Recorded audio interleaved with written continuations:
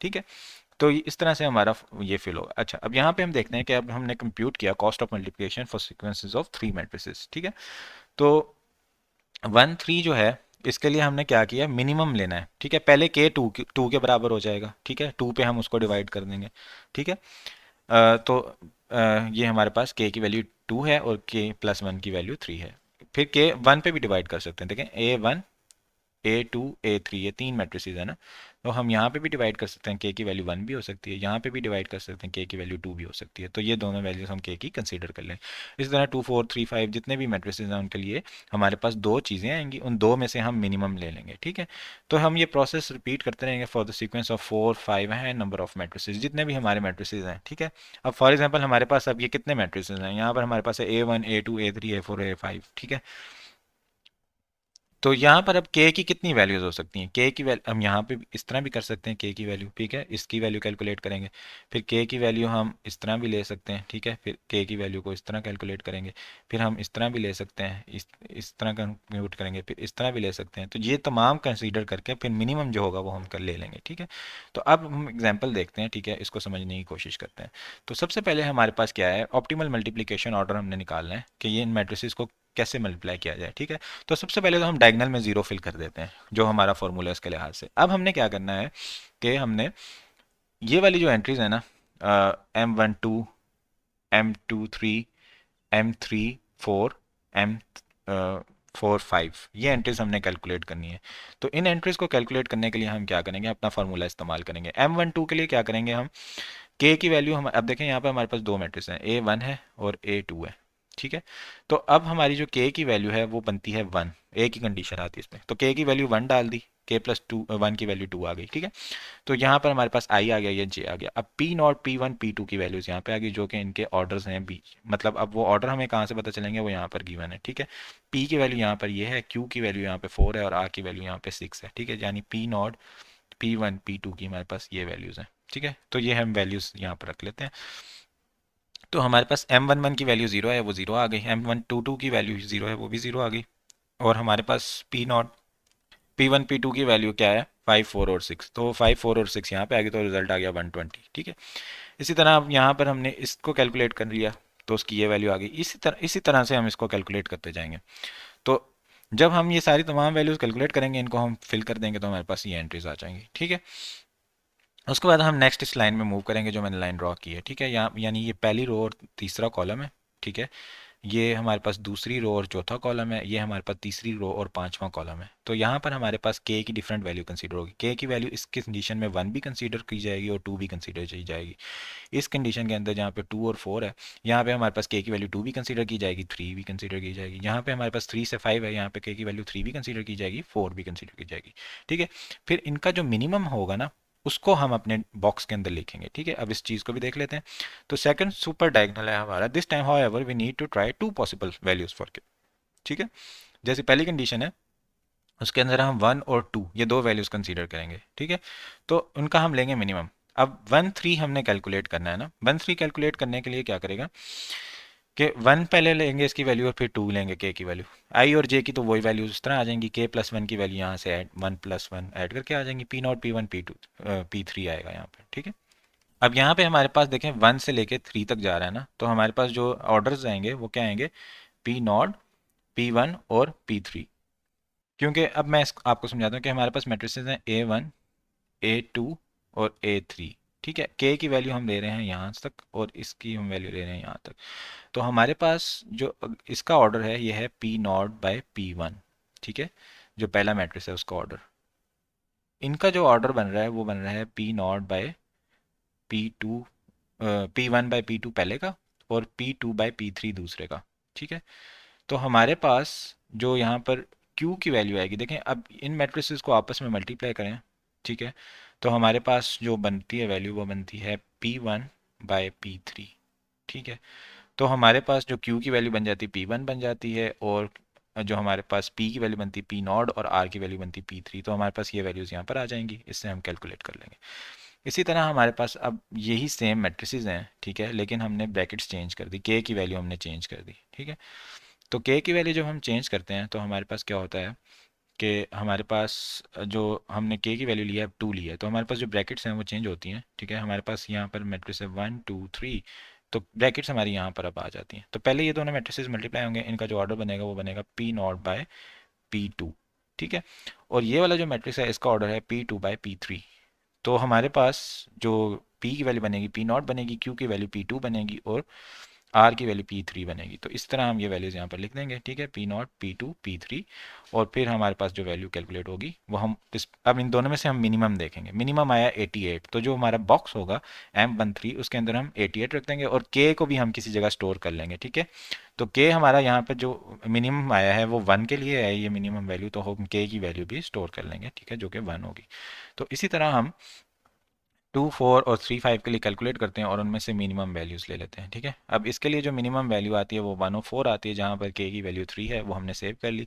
इसके लिए वैल्यू आती है 78, जहाँ पर के की वैल्यू 3 है वो भी हमने सेव कर ली। ठीक है, अब ये हमारा सेकंड सुपर डायगोनल फिल हो गया। अब इस तरह हम थर्ड सुपर डायगोनल फिल करेंगे और इस तरह ये फिल करेंगे, तो हमारे पास जो यहाँ पर वैल्यू आएगी, यहाँ पर जो वैल्यू आएगी हमारे पास, that will be our result. तो इसको हम देखते हैं कि हम रिमेनिंग डायगोनल्स के लिए जब इसको कंटिन्यू करते हैं, 1 4 के लिए मिनिमम वैल्यू हमारी क्या आती है 158, जहाँ पे के की वैल्यू 3 थी।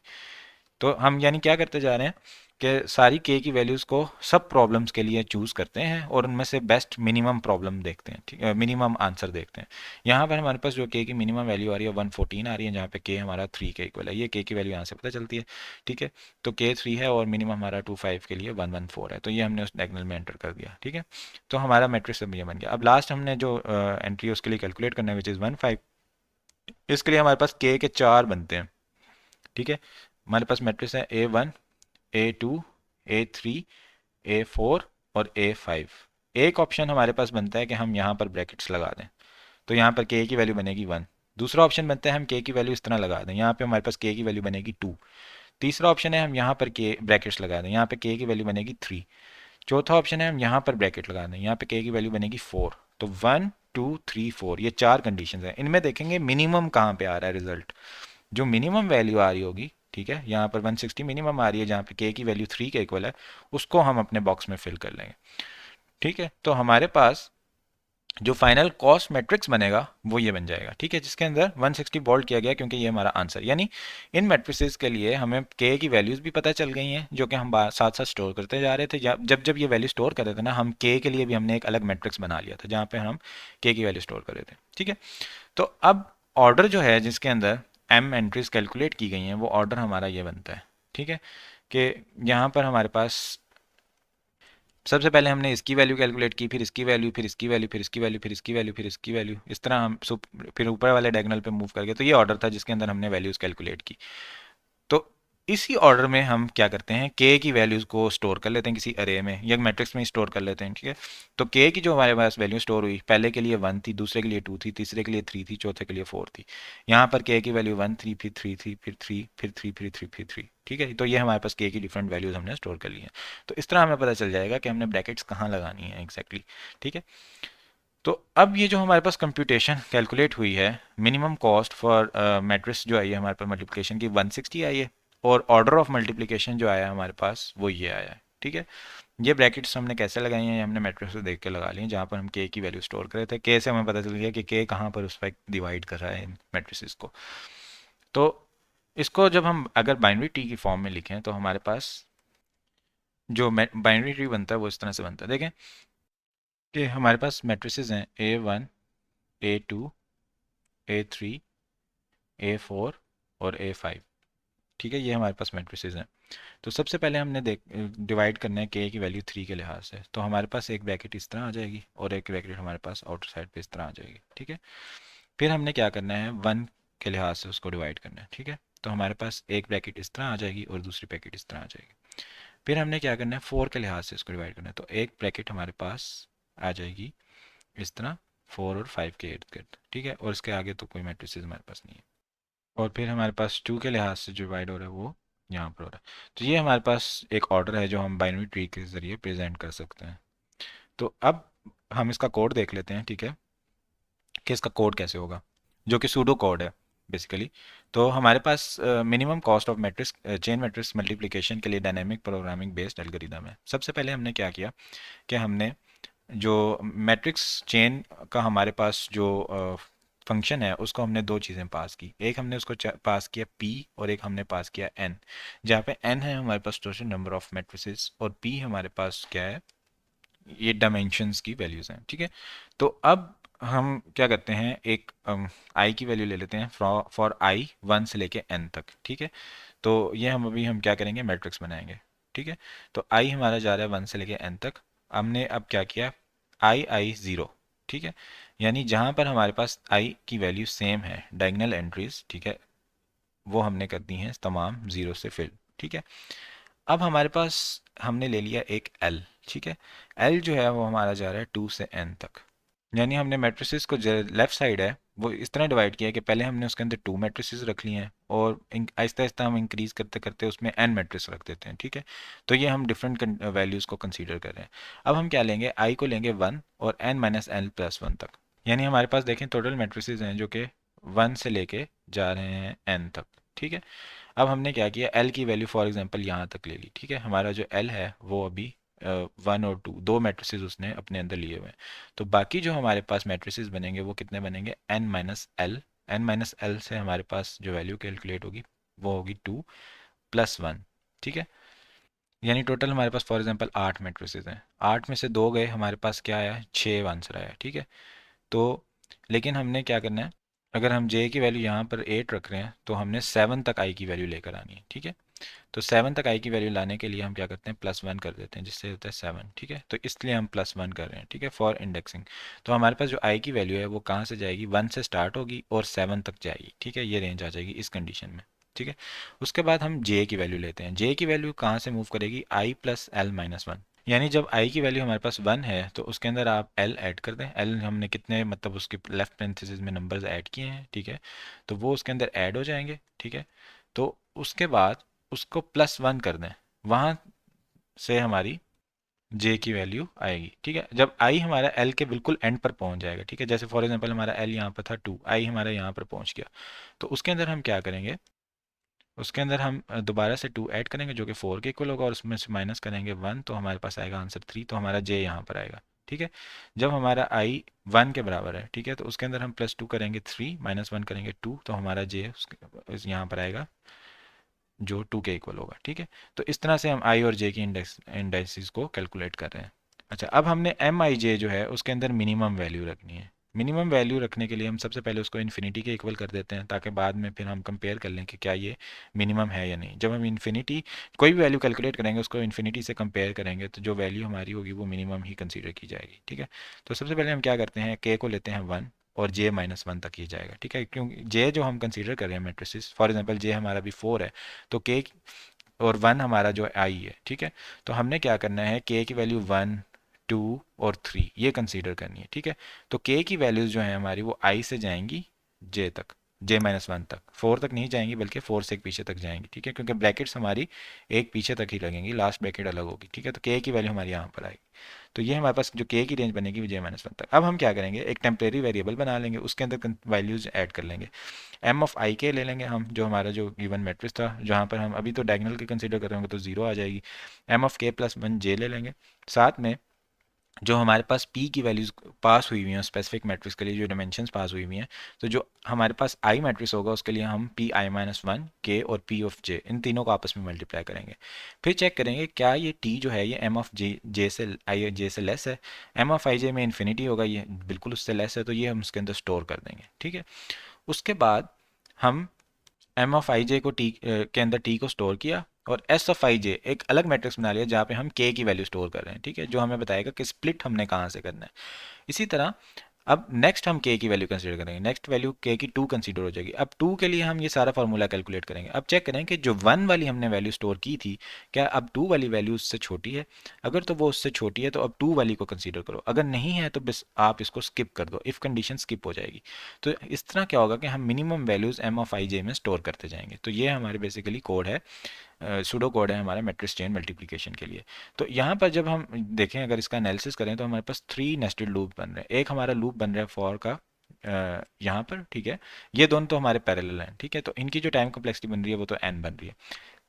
लेकिन इस फॉर लूप के अंदर एक नेस्टेड लूप ये है और फर्दर उसके अंदर नेस्टेड ही है। तो हमारे पास जो टाइम कम्प्लेक्सिटी बन रही है वो ओ ऑफ एन क्यूब इस तरह शो हो रही है। जो हमारे पास एस मैट्रिक्स है ये के की वैल्यू को स्टोर कर लेता है। जो स्प्लिट मैट्रिक्स है इससे हम पता चल जाएगा कि हमने एक्जैक्टली ब्रैकेट्स कहाँ पर लगानी है, के की उस टाइम क्या वैल्यू है। ये एल्गोरिदम है जो कैरी आउट करता है मैट्रिक्स मल्टीप्लिकेशन टू कंप्यूट आई से लेकर जे तक की वैल्यूज। ठीक है, तो ये आपको अगर समझ नहीं आ रही कि हमारे पास ये इंडाइसिस की वैल्यूज किस तरह कैलकुलेट हुई हैं, तो आप दोबारा से वीडियो रिप्ले करके देख सकते हैं, या फिर ये इतनी ज़्यादा वैल्यूज़ नहीं है, आप इसको जस्ट मेमोराइज भी कर सकते हैं कि हमारे पास जो आई है वो हम 1 से लेकर एन तक लेंगे और उसमें अंदर तमाम डायगोनल एंट्रीज में 0 रख देंगे। जो हमारे पास एल होगा वो अब आई जो हमारा शुरू से जा रहा है, तो अब उसको डिवाइड करना है हमने, डिवीजन ऑफ आई। तो हम पहले जो मैट्रिक्स हैं उसके अंदर जो एल हम कंसीडर करेंगे वो 2 से कंसीडर करेंगे, जो कि लास्ट एन तक जाएगा। ठीक है, जो हमारी लेफ्ट पेरेंथेसिस होंगी। और फिर उसके अंदर हम क्या करेंगे, एल जो आई जो है वो हमारे पास इस फॉर लूप के अंदर फर्दर 1 से स्टार्ट होगा। ठीक है, पहले 1 से जाएगा n-2 + 1 तक, फिर n-3 + 1, फिर n- so on till the value of n। ठीक है, तो हमारे पास जो i की वैल्यू कंसीडर हो रही है वो n-l+1 हो रही है, और j i के बाद वाली वैल्यू होगी, तो इसको हम करेंगे i+l-1। ठीक है, ताकि ये जहाँ पर हमारी लेफ्ट पेरेंथेसिस खत्म हो रही हैं वहाँ से एक वैल्यू आगे j की वैल्यू कैलकुलेट हो जाए। फिर हम बाकी तो इजी है कि हमने मिनिमम वैल्यू देखनी है। इस फार्मूला के जरिए जो भी मिनिमम वैल्यू हो वो एम ऑफ आई जे में हम रखते जाएंगे और के की वैल्यू एस ऑफ आई जे में हम रखते जाएंगे। इस तरह से हमारा ये चेन मैट्रिक्स मल्टीप्लिकेशन का सारा चलता है। ठीक है, तो अब हमने फार्मूला ये तो बता दिया कि के की क्या वैल्यूज़ हैं और मिनिमम नंबर ऑफ स्टेप्स क्या हैं। अब अगर फॉर एग्जांपल हमें कोई कहता है कि मैट्रिक्स को मल्टीप्लाई करो, ठीक है, तो हम क्या करते हैं, उसके लिए एक मल्टीप्लाई का एल्गोरिदम है जिसके अंदर आई और जे पास हो रहा है। ठीक है, जहाँ पर हमारे पास आई मैट्रिक्स और जे मैट्रिक्स की वैल्यू पास होगी, तो आई से लेकर जे तक ये वैल्यूज हैं। अगर आई हमारा जे के इक्वल है तो हम क्या करेंगे, रिटर्न कर दें ए आई जे। ये हमारा बेस केस है कि हम उस मैट्रिक्स को इटसेल्फ रिटर्न कर देंगे। अदरवाइज हम देखेंगे कि के की वैल्यू क्या है, हमने कहाँ से डिवीजन करनी है, वो एस ऑफ आई जे से हमें पता चलेगा। अब एक्स के अंदर हम मल्टीप्लाई करेंगे आई से लेकर के तक, और y के अंदर हम मल्टीप्लाई करेंगे के, यानी रिकर्सिव कॉल करेंगे इस फंक्शन को। ठीक है, आई से लेके के तक x में, y के अंदर हम स्टोर करेंगे k+1 से लेके j तक, और फिर हम एंड पर रिटर्न कर देंगे x डॉट y। ठीक है, तो ये हमारे पास बेसिकली एक मल्टीप्लिकेशन का एल्गोरिदम है जो कि हम यूज़ करेंगे इसके लिए, चेन मैट्रिक्स मल्टीप्लिकेशन के लिए।